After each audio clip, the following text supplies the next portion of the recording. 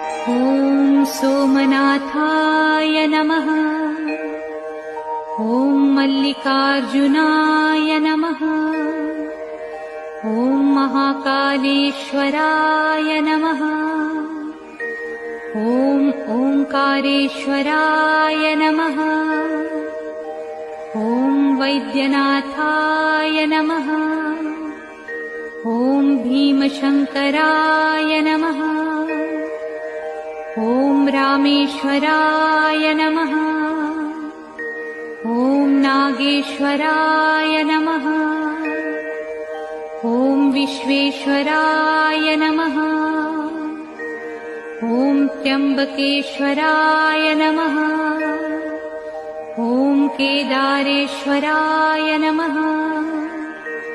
ॐ भुस्मेश्वराय नमः।